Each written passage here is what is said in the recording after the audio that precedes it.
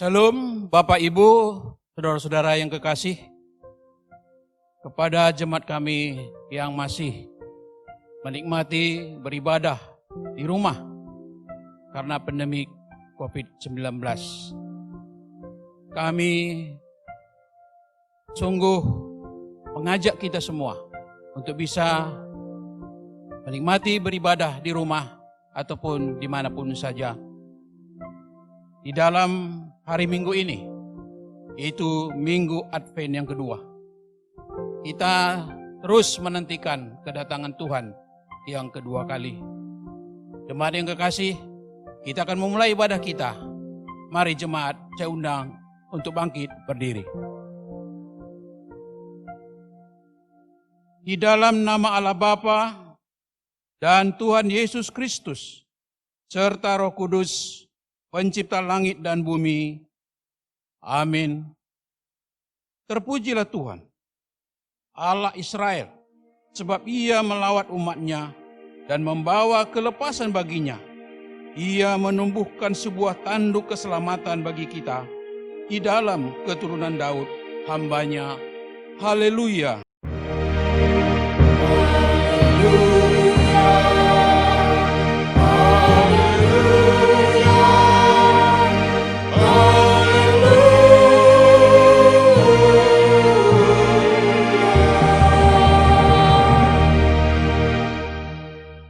Marilah kita berdoa.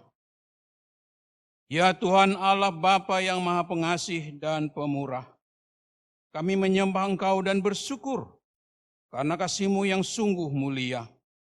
Firman-Mu telah mengajarkan kepada kami bahwa langit dan bumi serta segala isinya akan lenyap. Tetapi Yesus Kristus akan tampil sebagai hakim agung yang menghakimi orang hidup dan yang mati. Hadirlah Tuhan dalam persekutuan ibadah ini untuk membangun iman serta menyadarkan kami supaya tetap berjaga dan waspada dalam menantikan kedatangan Yesus Kristus kembali.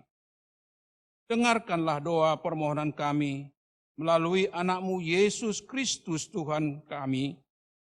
Amin. Jemaat duduk kembali. Tuhan Allah, nama-Mu kami puji dan masyurkan. Isi dunia sujud di hadapan-Mu, ya Tuhan. Mari kita bernyanyi dari Kidung Jemaat nomor 5 ayat 1+6.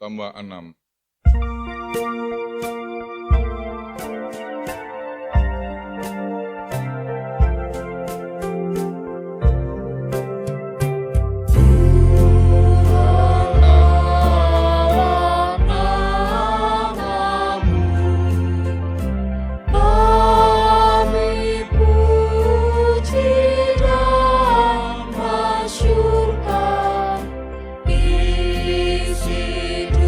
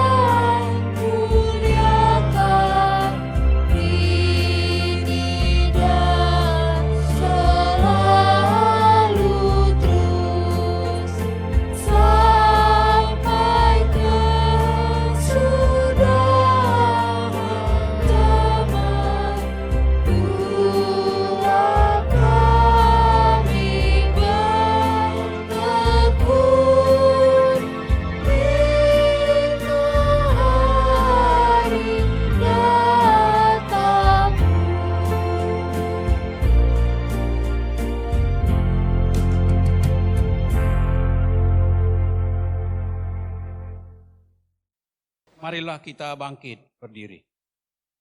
Kita berdoa untuk mengaku dan memohon keampunan dosa kita. Ya Tuhan Allah Bapa yang Maha Kasih, sumber berkat bagi kehidupan kami, Engkau setia menyertai dan melindungi kami dalam kegiatan kami sehari-hari, serta memberikan berkat-Mu kepada kami. Apa yang kami miliki adalah pemberian-Mu semata, harta, kesehatan, pengetahuan, dan segala yang ada pada kami.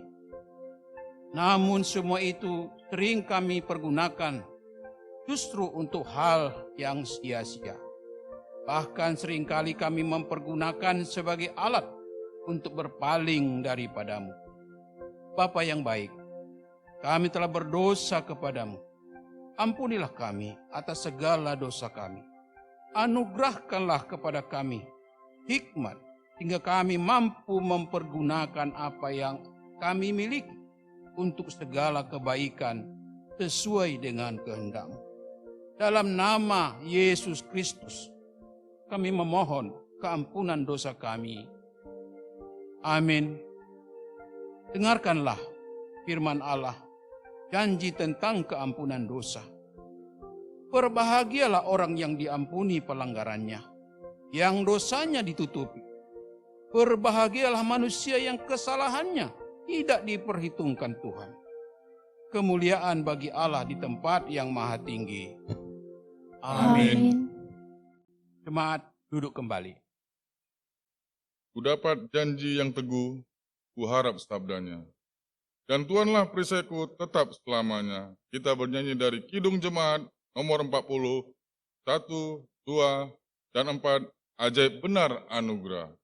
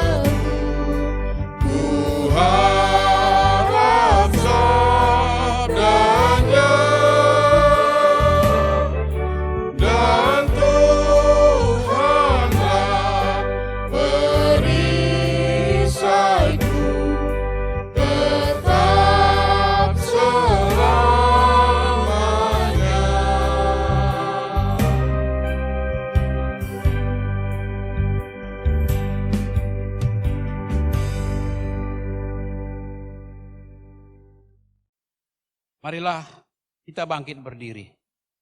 Kita mengikrarkan pengakuan iman kita bersama-sama dengan orang percaya di segala tempat, di sepanjang zaman dan masa.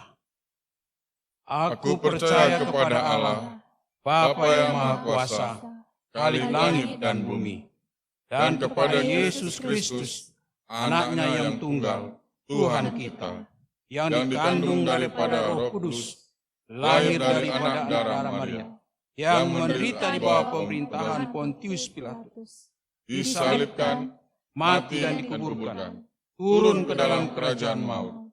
Pada hari yang ketiga, bangkit pula dari antara orang mati, naik ke surga, duduk di sebelah kanan Allah, Bapa yang Maha Kuasa, dan akan datang dari sana untuk menghakimi orang yang hidup dan yang mati.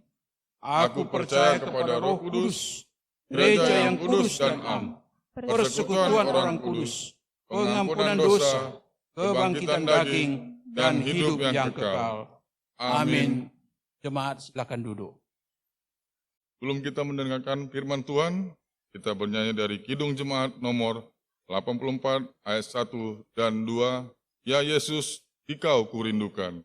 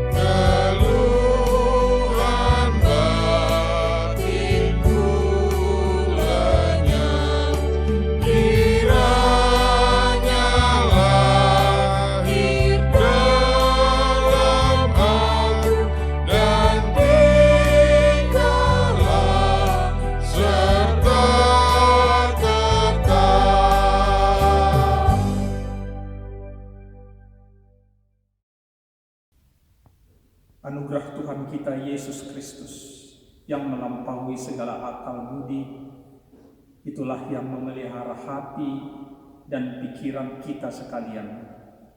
Amin. Saudara yang dikasihi oleh Tuhan kita Yesus Kristus, Jemaat GKPS Hang Tuah Resort Kolonia, firman Tuhan yang akan menjadi renungan bagi kita di Minggu Advent yang kedua ini diambil dari kitab Mazmur 85 ayat yang ke-9 hingga ayat yang ke-14. Mazmur 85 ayat yang ke-9 hingga ayat yang ke-14. Saya akan membacakannya kepada saudara-saudari sekalian. Aku mau mendengar apa yang hendak difirmankan Allah Tuhan. Bukankah ia hendak berbicara tentang damai kepada umatnya dan kepada orang-orang yang dikasihinya, supaya jangan mereka kembali kepada kebodohan? Sesungguhnya keselamatan daripadanya dekat pada orang-orang yang takut akan Dia, sehingga kemuliaan diam di negeri kita. Kasih dan kesetiaan akan bertemu, keadilan dan damai sejahtera akan bercium-ciuman. Kesetiaan akan tumbuh dari bumi, dan keadilan akan menjenguk dari langit. Bahkan Tuhan akan memberikan kebaikan, dan negeri kita akan memberi hasilnya. Keadilan akan berjalan di hadapannya, dan akan membuat jejak kakinya menjadi jalan. Demikianlah firman Tuhan. Ibu, bapak, saudara-saudari yang terkasih di dalam nama Tuhan kita Yesus Kristus, di Gereja Kristen Protestan Simalungun Hang Tuah, Resok Kolonia. Pertama, izinkanlah saya menyampaikan selamat merayakan Minggu Advent kedua kepada kita sekalian. Kiranya masa-masa ini memperkuat iman dan perasaan kita di dalam menyambut kedatangan Juru Selamat itu. Perkenalkan, saya adalah Pendeta Andar Gomos Pasaribu. Saya adalah pendeta Huria Kristen Batak Protestan yang pada saat ini ditugaskan oleh HKBP untuk melayani di United Evangelical Mission di Wuppertal. Istri saya Guru Panjaitan, kami dikaruniakan 3 orang anak laki-laki, dan kami semua pada saat ini berada di Wuppertal. Di UIM sendiri, saya adalah Kepala Departemen Training and Empowerment, salah satu departemen yang membidangi berbagai macam program-program pelatihan dan pembinaan, termasuk beasiswa, di mana Ibu Pendeta Flora Hutagaol merupakan salah satu bekas penerima beasiswa dari UIM, dan kami UIM sungguh bersyukur karena studi yang dijalaninya dapat menjadi kontribusi bagi pengembangan jemaat di GKPS Hang Tuah Medan ini. Demikianlah perkenalan singkat dari saya. Kiranya kita dapat bertemu di lain waktu secara fisik, secara langsung setelah kondisi akibat pandemi ini membaik. Ibu dan bapak, saudara-saudari yang terkasih di dalam nama Tuhan kita Yesus Kristus, saat ini saya berdiri di mimbar gereja Unterbarmen di Wuppertal, di mana misionaris Augustes dan seluruh misionaris Jerman yang diutus ke Sumatera ditahbis dan diberangkatkan dari gereja ini. Kita yang tengah merasakan dan merayakan masa-masa Advent ini juga menanti-nantikan tuaian yang semakin luas dan pekerja yang kiranya semakin banyak. Dari Wuppertal, saya secara pribadi menyampaikan ucapan selamat kepada GKPS yang telah berhasil memilih pimpinan gerejanya yang baru, Pendeta Dr. Dedi Fajar Purba sebagai Eforus dan Pendeta Dr. Paul Munte sebagai Sekretaris Jenderal. Kiranya GKPS semakin bersinar, namun tetap rendah hati melayani Tuhan, melayani sesama, dan melayani ciptaan melalui kepemimpinan yang baru ini. Saudara yang terkasih, saya akan berbicara di hari ini mengenai keadilan, kesetiaan, dan damai yang sudah dekat. Di era-era tahun 1960-an terjadi perdebatan panas di sidang-sidang gereja, Dewan Gereja-Gereja Sedunia atau DGD, mengenai hubungan antara keadilan dan perdamaian. Menurut gereja-gereja barat, cukuplah hanya tema perdamaian yang dibicarakan. Keadilan tidak terasa perlu dibicarakan, karena tema ini hanya akan mengungkit-ungkit kesalahan masa lalu, sehingga perdamaian sulit diwujudkan. Semua yang berkaitan dengan masa lalu seharusnya dilupakan menurut gereja barat. Ini tentu dihubungkan dengan sejarah kolonialisme di masa lalu oleh negara-negara barat terhadap rakyat di Asia dan Afrika. Namun pemikiran ini ditolak oleh gereja-gereja di Asia dan di Afrika sebagai korban daripada penjajahan itu. Bagi mereka, perdamaian hanya bisa tercapai jika ada keadilan, ada pengakuan bersalah, ada hukuman terhadap pelaku kekerasan, sehingga para korban penjajahan itu bisa menemukan kembali harga dirinya.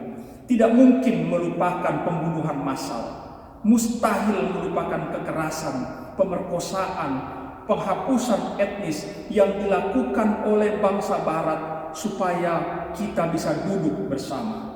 Ini pembodohan teologis dan perdamaian yang direkayasa.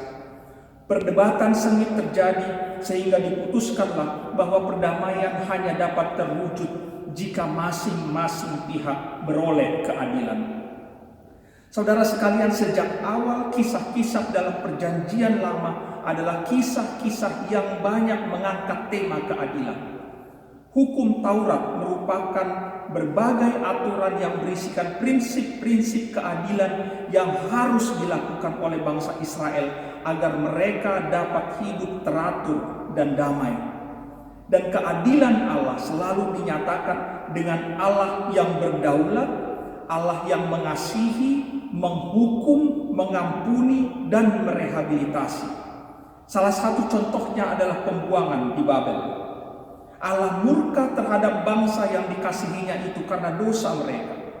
Namun status bangsa pilihan ternyata tidak menyurutkan rencana Allah untuk menghukum bangsa itu. Mereka dibuang ke Babel selama puluhan tahun. Namun Allah mendengar ratapan mereka dari pembuangan dan kemudian menyatakan kasih sayangnya dengan membawa umat Israel kembali ke Yerusalem.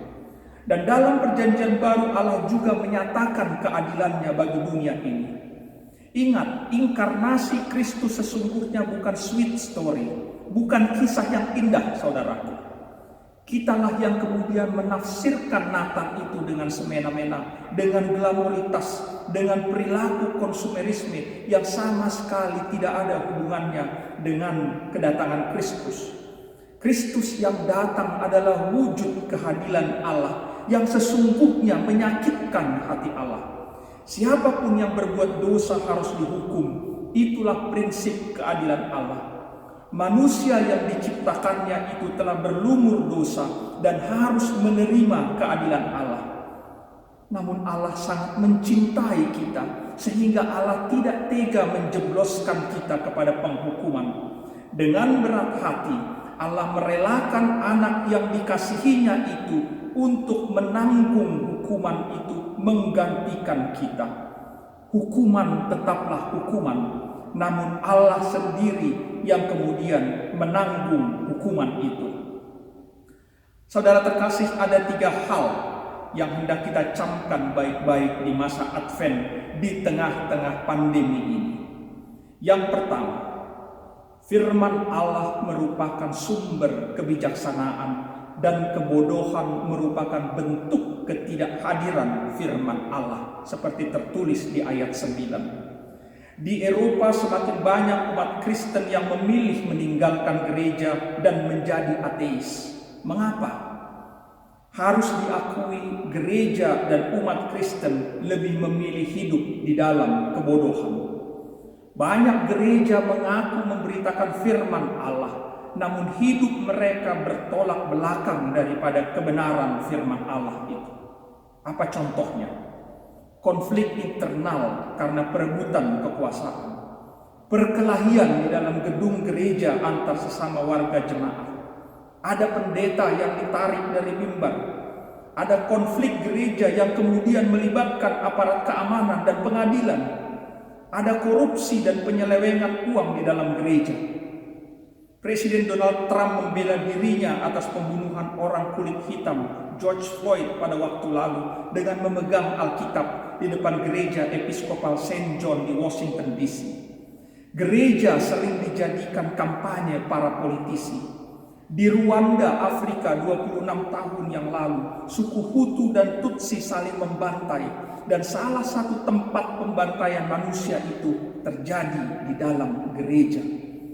Karenanya di masa Advent ini, saudaraku, marilah kita semua warga, penatua, dan umat Kristiani menundukkan kepala dan bertobat sambil bertanya, sudahkah kita dikuasai oleh firman Allah agar kita tidak terjatuh ke dalam kebodohan yang sama. Yang kedua, perdamaian hanya akan tercipta jika ada keadilan. Kita sering bermimpi dan berbicara tentang perdamaian.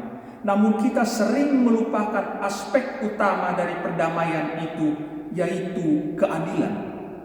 Keadilan terbentuk dari ingatan. Seorang teolog Batak, Dr. Binsar Pakpahan, menuliskan disertasinya tentang makna ingatan dan rekonsiliasi di tengah gereja. Jadi omong kosong kita bicara tentang keadilan jika sikap kita adalah melupakan masa lalu dan melupakan kesalahan kita. Akibatnya adalah banyak sekali pelanggaran, kejahatan, kekerasan dan dosa yang ditutup-tutupi kemudian berulang setiap saat. Mengapa dosa itu berulang? Karena prinsip perdamaian kita salah kaprah. Tidak mungkin ada damai di Papua jika kekerasan terhadap penduduk terus berlangsung. Tidak mungkin ada perdamaian di Indonesia jika umat Kristen terus dibantai. Mustahil ada perdamaian di dalam keluarga jika selalu ada kekerasan dalam rumah tangga. Keadilan dan perdamaian juga berkaitan dengan kesetiaan. Kasih yang sejati hanya dapat ditemukan jika pasangan Anda setia dan Anda pun setia. Jangan pernah ada pria idaman lain atau wanita idaman lain yang saya dengar makin menjamur secara khusus di berbagai kota besar. Jika Anda mencintai GKPS, berikan waktu, tenaga, energi, dan keuangan Anda bagi GKPS. Jangan ketika usia masih muda, masih produktif, kita jajan ke gereja lain. Sesudah sakit-sakitan, sesudah hendak meninggal, kita meminta perjamuan kudus, baru kita mencari pendeta GKPS. Ingat, Allah juga membenci segala bentuk perselingkuhan. Allah menghukum Daud yang sangat dikasihinya karena ia berselingkuh dengan Batsheba dengan mengorbankan Uria. Dan berbicara mengenai kesehatan, saudaraku, kita harus setia bukan hanya kepada Allah, namun juga kepada sesama. Karenanya salah satunya orang yang setia, dia juga akan tetap setia memakai masker, tetap menjaga jarak, tetap setia mencuci tangan, dan sedapat mungkin mengurangi kerumunan massal yang rentan menciptakan kluster yang baru. Karenanya saya salut dengan GKPS yang berhasil melaksanakan sinodenya dengan virtual sebagai wujud kesetiaan GKPS kepada Kristus dan kepada kesehatan bersama. Karena itu gereja harus menjadi agen-agen keadilan. Banyak konflik di tengah gereja terjadi karena pelayan terlalu dekat dengan satu kelompok dan mengambil jarak dengan kelompok yang lain. Itu tidak adil. Semua harus dirangkul oleh gereja, termasuk sekolah minggu. Saya selalu menyayangkan bangunan-bangunan gereja yang megah dan mewah, namun para jemaat lansia dan orang cacat sulit datang ke gereja karena tangganya terlalu tinggi. Gereja yang lebih tertarik membangun gedung-gedung pertemuan karena mendatangkan uang, tetapi ruang sekolah minggunya kumuh dan sempit. Bangunan gereja terus-menerus direnovasi, areal parkirnya diperlebar, tapi anggaran retret pemuda dan remajanya dipangkas. Masih banyak lagi, saudaraku, bentuk-bentuk ketidakadilan terjadi di tengah gereja dan komunitas Kristen. Karenanya, jika kita mendambakan damai, adillah terhadap semua warga gereja, termasuk para pelayannya. Yang terakhir, kita adalah mahkota ciptaan Tuhan yang dikodratkan untuk mengecap kebaikan Tuhan dan memanen hasilnya pada saatnya. Pada saat ini, saudaraku, kita tengah berjalan di lembah kegelapan. Para sahabat dan warga jemaat kita yang meninggal karena COVID-19 dimakamkan tanpa didampingi oleh keluarga terdekat. Resesi ekonomi global, bahkan negara-negara maju seperti Jerman pun terancam kolaps. anak-anak yang harus mengorbankan masa bermain mereka dengan teman-teman sebaya mereka, persembahan gereja yang semakin menipis, para pelayan yang belanja hidupnya semakin terancam. Namun saudaraku, Allah kita adalah Allah yang setia dan adil.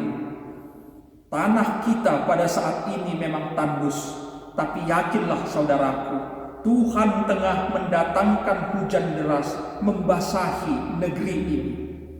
Pandemi ini menakutkan, namun alam bersorak gembira karena mereka boleh beristirahat selama beberapa bulan ini, sehingga saya yakin panen akan lebih baik dari masa-masa sebelumnya. Kita sulit bertemu? Tentu tidak, karena jarak sekarang tidak menjadi penghalang bagi kita untuk beribadah. Bahkan pengkhotbah di hari ini pun didatangkan dari Jerman. Rahim yang tertutup akan dibukakan. Anda akan memilih pekerjaan yang sesuai. Jodoh Anda sedang menanti di depan pintu. Jika Anda tetap setia dan adil, saksikanlah kuasa Tuhan yang tidak tertandingi itu akan tiba tepat pada waktunya, bukan waktu kita, tapi waktu Tuhan. Kesembuhan, pemulihan, laba perusahaan semakin membaik, pemasukan keuangan gereja yang justru mengalami peningkatan di masa pandemi ini. Kita bertemu dengan orang-orang baik hati yang tidak kita kenal sebelumnya. Dan dari GKPS Hang Tuah ini kita yakin akan lahir tokoh-tokoh besar dan berpengaruh di tengah-tengah masyarakat. Inilah keyakinan kita sebagai orang percaya. Inilah keyakinan kita sebagai orang yang diselamatkan, karena kita punya Allah yang setia, yang adil, dan yang berbelas kasihan. Saudaraku sekalian, keselamatan Tuhan sudah dekat. Nantikanlah, berjaga-jagalah, beradvenlah bagi Tuhan yang adil, yang setia, dan yang akan menumpahkan kebaikannya bagi hidupmu pada waktu yang telah ditetapkan oleh Tuhan. Amin. Mari kita bersatu dalam doa. Kami sungguh bersyukur ya Tuhan, karena hanya dengan rahmat-Mu saja kami boleh beribadah, berdoa, bernyanyi, mendengarkan firman-Mu pada minggu Advent kedua ini. Kami bersyukur Tuhan untuk kesehatan yang kami alami pada saat ini. Terima kasih untuk firman-Mu Tuhan yang mengajarkan kami untuk mengenal keselamatan dari Tuhan kami yang adil, yang setia, dan yang damai sejahtera itu akan tiba pada waktunya. Karenanya di masa-masa sulit ini Tuhan, satukanlah hati kami, kuatkanlah hati kami, teguhkan iman kami Tuhan, supaya kami tetap setia, kami tetap berkeadilan, dan kami tetap berjalan di jalan Tuhan. Kami berdoa Tuhan, bagi mereka yang pada saat ini bergumul, baik karena penyakit akibat virus ini, maupun karena penyakit lainnya. Kami bergumul dengan mereka Tuhan yang mengalami krisis ekonomi, krisis di dalam rumah tangga.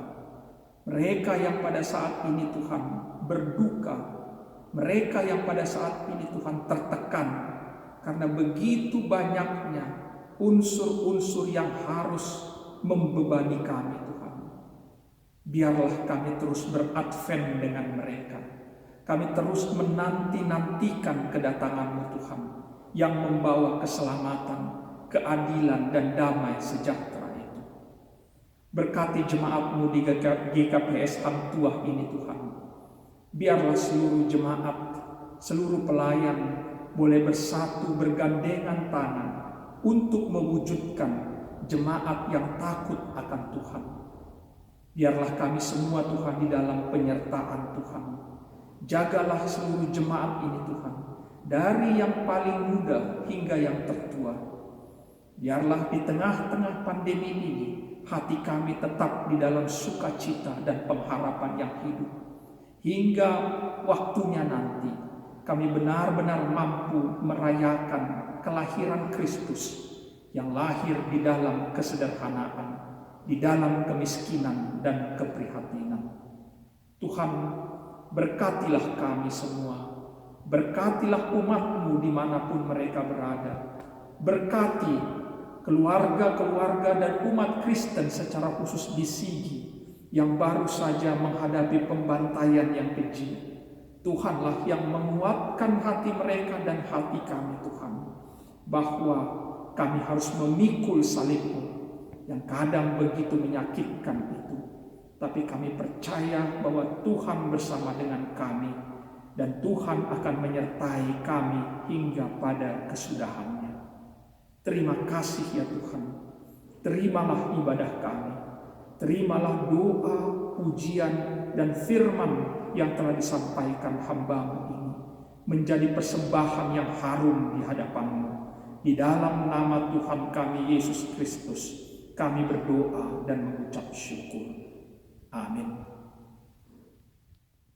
Sebelum kita mengumpulkan persembahan, marilah kita mendengarkan firman Tuhan yang menjadi dasar bagi kita untuk memberikan persembahan, yang tertulis di dalam 1 Tawarikh 29 ayat 14. Sebab siapakah aku ini dan siapakah bangsaku, sehingga kami mampu memberikan persembahan sukarela seperti ini? Sebab daripadamu-lah segala-galanya, dan dari tangan-Mu sendirilah persembahan yang kami berikan kepadamu. Sekarang marilah kita mengumpulkan persembahan kita.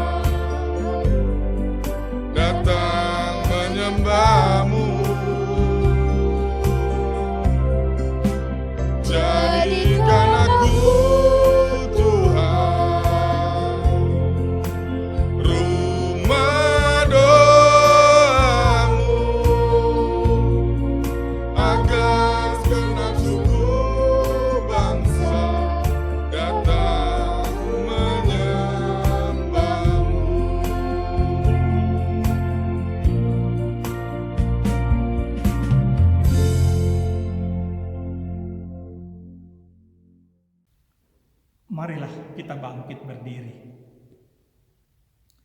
Kita berdoa untuk menyerahkan persembahan kita kepada Tuhan.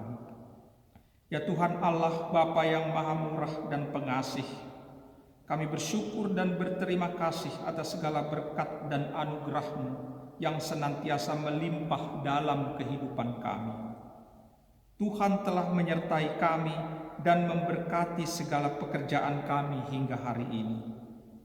Dengan rasa syukur dan terima kasih kami datang ke hadirat-Mu, membawa persembahan syukur dan pujian kami kepadamu yang sesungguhnya bersumber dari pemberian-Mu. Kiranya Engkau berkenan menerimanya untuk kemuliaan nama-Mu. Di dalam nama Yesus Kristus Tuhan kami, terimalah doa persembahan ini. Amin. Padamu Tuhan Allahku, ku persembahkan hidupku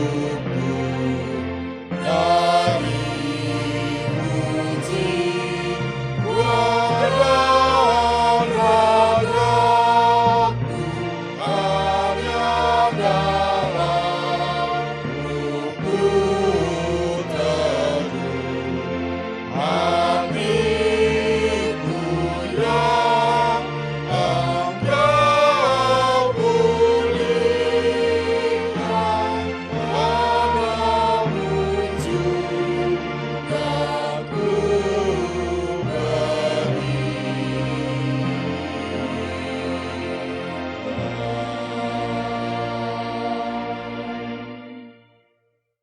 Tuhan Allah Bapa kami, Tuhan yang kekal, pemilik kehidupan kami.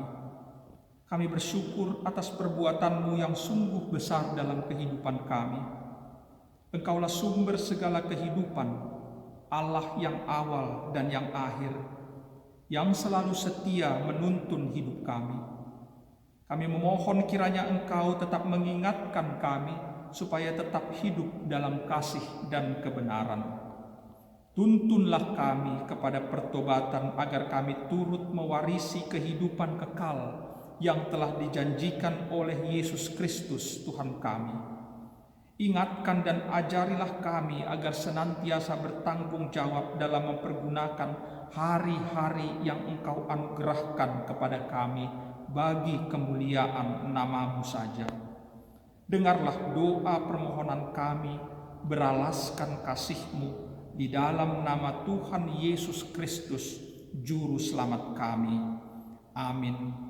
Bapa kami yang di surga, dikuduskanlah nama-Mu, datanglah kerajaan-Mu, jadilah kehendak-Mu di bumi seperti di surga.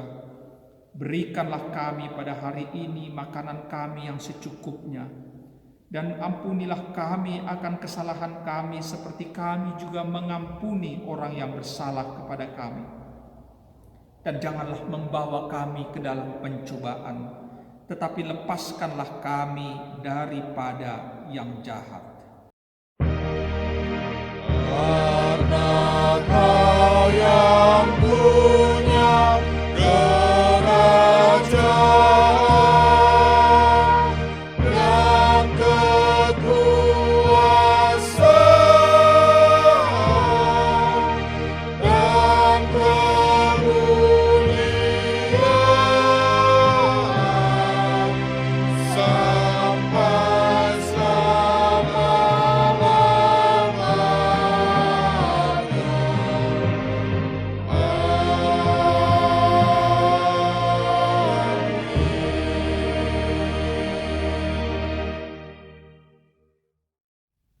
Sidang jemaat Tuhan, pulanglah di dalam damai sejahtera dan terimalah berkat Tuhan.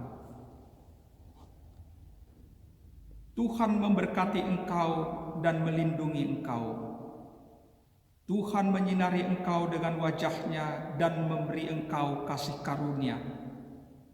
Tuhan menghadapkan wajah-Nya kepadamu dan memberi engkau damai sejahtera. Amin.